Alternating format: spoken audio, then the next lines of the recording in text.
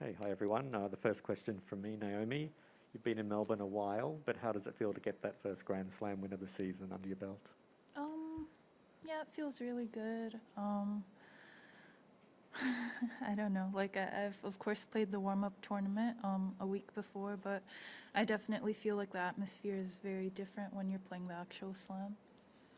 Okay, we'll go to questions in the room in English. Please raise your hand.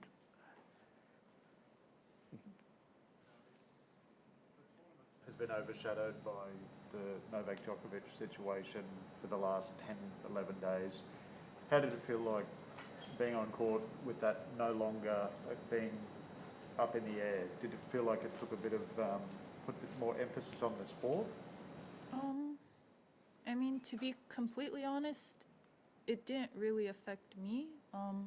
I saw that it affected the men's draw a little bit, so you might have to ask a men's player. But for me, my goal, like even before this whole situation, my goal for this year is just to like focus on myself more and like what I need to do to become better. So I wasn't really like, I guess, looking at the news too often. Like focus entirely on tennis now. Is that where the focus should be in the sport, on the athletes? I don't know. I feel like people focus on whatever they want to focus. It's more of like an individual question. Me, I'm a tennis player, so I'll focus on my matches. You, as a, I guess, audience, focus on whatever's in the news, no? Courtney. But I don't think you've been asked, I think you were away when the situation with Feng Shui occurred in November. Have you had any thoughts just in regards to that situation and how she might be? Yeah, for me, I haven't heard any news, so I'm not sure if that's concerning or not, but I think, you know, the WTA, the whole organization, they handled it really well, and I'm really, you know, proud of them. And I think, I don't know, I feel like it's a situation where we need more information, which is definitely really hard, so kind of, I think everyone is waiting. Tumaini? Curious, you played like quite a few backhand slices today and like successfully, so I'm curious about how that shot has developed in your game, because I know I remember in the past like you'd always keep your hands on the racket. Yeah, I think for me, I've always practiced the backhand slice, but I never felt comfortable enough to use it in a match. So I think just this off season and then leading into this tournament, I was having more fun with myself. So, you know, just trying not to really care if I make a mistake hitting the slice, because I know that gradually it'll become a better shot for me. So keeping that in mind, that's, I guess, sort of the mindset that I have in hitting it. On Instagram, like a couple of days ago, you posted like when you were interacting with fans, you said that you don't give about what people say about you anymore. Dang, you saw that? I deleted it like 3 minutes after. But yeah, well, I thought it was good thing. Yeah, I just I didn't know if I was like aggressive. Like, you know how when you text something, it can come off a bit aggressive. So I was like, I'm not sure about that. But yeah, I definitely feel like in my point of my career, it's not like long or anything, but I've kind of been weighed down too much of like trying to prove myself and blah, blah, blah. You guys have seen me through that entire phase, and I just want to have fun, first of all. And I don't know, like, I can't expect myself to win every match, but I do want to expect myself to like have fun and challenge myself. Okay, you got a question here? I believe Djokovic should be playing at the Australian Open this year. Is my opinion going to help anything? Trying to get what other players think of the situation. Yeah, I'll kind of pass on that. I think so. Ben?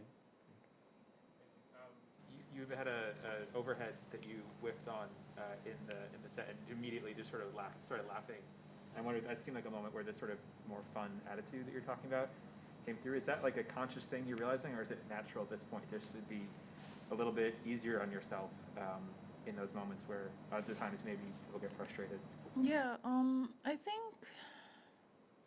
I think it kind of came throughout this off season that I had, where I felt like I wanted to come back to play tennis, because usually it feels like a bit automatic. Like, we as tennis players, we have like the little break, and then we immediately start the off season again.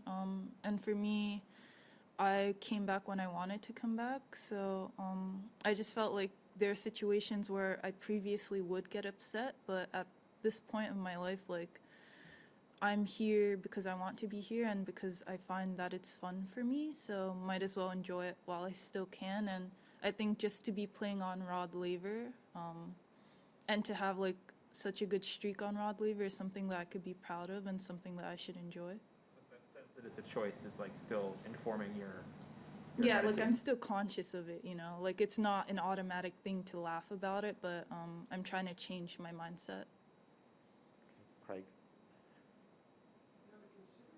Some of the points you've just raised about being more concerned about yourself, really, only, your attitude on court, etc. So have you come into this Australian Open with a completely different approach to previous years? You were in this sort, it seemed like you were in this sort of frame of mind at last year's Australian Open and things went awry. So coming in this year, do you feel any different? I would say I feel more comfortable in my skin, if that makes sense. Like, there's always like the human nature to feel like uneasy and to want to like please everyone and stuff like that. But I feel like, you know, there was like a time after French Open where I felt like everyone was judging me and I couldn't go outside without thinking that everyone around me was, I don't know, like it feels a bit weird when you go into a stadium to play and you're kind of concerned what everyone's gaze means. So I'm not sure if I explained that well, but basically right now I'm trying to learn how to be more selfish, but in a positive way. Okay, last one in the room. Yep. Thank you. What was the best part of Camilas' game, and what parts you actually thought she could improve and you used them in this game to win? Yeah, for me, I thought it was really amazing to play against her. And I know that she's young, but just like her fighting spirit. And it's rare to me to play a younger player, especially, I don't think she's ever played on Rod Laver, but you know, she was loud, she was fighting, and I think that's something special. So I really commended her for that. And I thought she had a great return. You know, she was really bold. She like kind of stepped in really close to the line. But yeah, what do I think she can improve? There was a game that we played that she hit 3 double faults, so maybe that. Okay, we've got questions online. We'll start online with the national Reem. Hi, Naomi, congrats. Thanks. This is a bit offbeat, but your boyfriend just dropped his album, and I'm curious because I'm sure you listened to his songs beforehand, and rappers usually rap about their own experiences. Are you ever like worried or too shy to be mentioned in his songs? And when he does mention you in a song, what's that like for you? Do you like it? Do you not like it? Do you worry about it? I'm not, like, it doesn't cross my mind that often because he always asks for permission. But yeah, I mean, I feel like that's the most amazing part about it is like he actually writes his lyrics and he has to take the time to actually experience the things that he does. So it's a really fascinating process, but I don't really get too concerned about it, no. We'll take our next question from Darcy, ESPN.com. Hey, Naomi, congrats on the win. You seem to be maybe a little superstitious today about stepping on the Melbourne sign on the court. Is that true? And sort of, can you talk about how that came to be and why that is? Yeah, honestly, I've always been like that. Like, every time I've come here, I really don't like stepping on the lines or the Melbourne logo in the back. and I'm not really sure why that developed. But I would say that most athletes have very strong superstitions, and it could be one thing, it could be two things. For me, it's definitely the lines and the logo, but also I need my water bottles to be completely straight. I'm not sure why that is, but...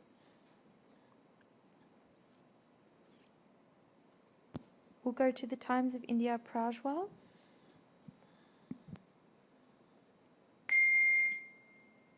Hi, Naomi. I wanted to ask you also about mindset, and you obviously spoke about enjoying your tennis. I wonder whether that is different from enjoying competition for you and for a top player like you. Is there a difference between the two? You know, I honestly never thought about it that way, but I do know, like, for me, competition is like the funnest part of it because I really hate practicing. For me, I find kind of no meaning in it. No offense to Wim. But yeah, I don't know, I love playing matches and like going through that whole process. So maybe the fun part for me is the competition itself. Our final question in English online is from Willie from ESPN. Hi, Naomi. Was there a particular turning point when you realized what it would be to have fun on the court again and to be able to maximize the experience? And if so, what was that turning point and what did it mean to you?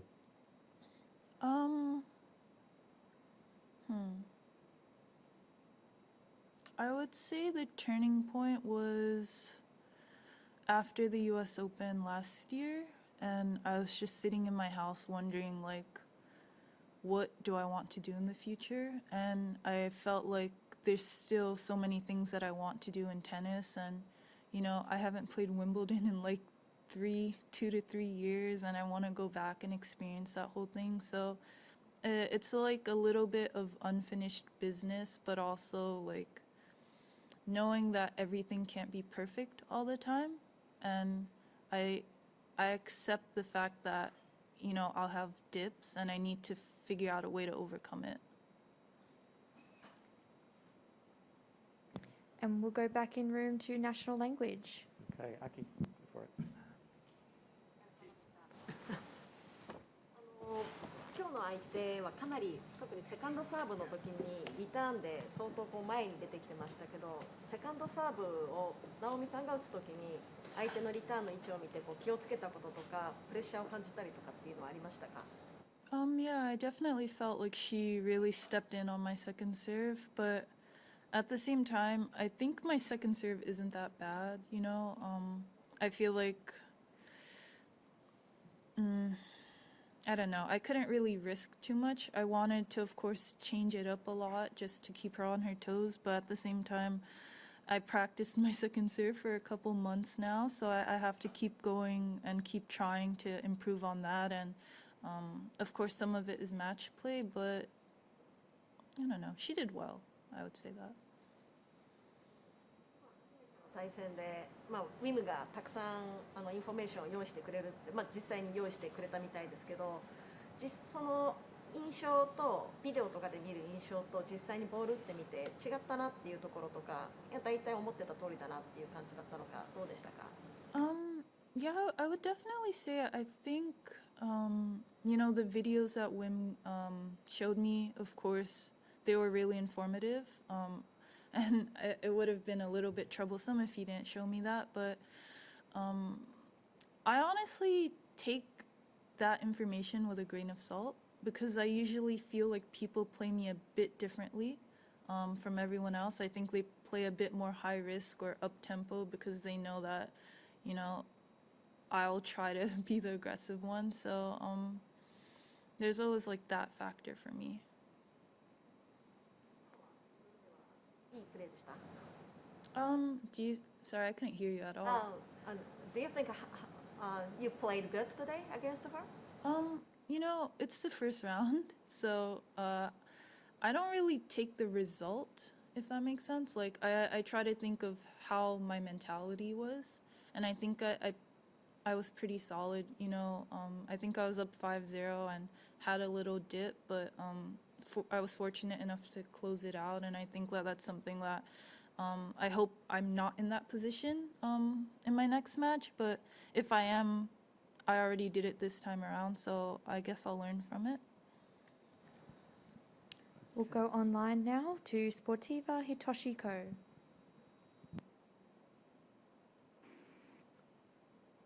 小坂さん、いつもグランドスラムのそのファーストラウンドは難しいって言ってますけど、そのプラス今日オソリオ選手がそのヤングプレイヤーでこう、Nothing to lose のアティテュードでこう小坂さんに向かってくる難しさもあったんですけど、やはり改めてグランドスラムのファーストラウンドは難しかったですか？ Yeah, I mean, of course, today was tough. And it's always tough to place against someone younger, but honestly, it doesn't bother me as much as it used to because I kind of feel like a veteran at this point on tour, and I feel like there's so many kids that are born in the 2000s, it's freaking me out. But yeah, like, I think the most important thing is to have fun with it, and I remember being in her position. I think here I played as Aranka, and I know what it feels like to have no fear and to just go for everything you can. So of course that's very dangerous, but at the same time it's like, it's fun.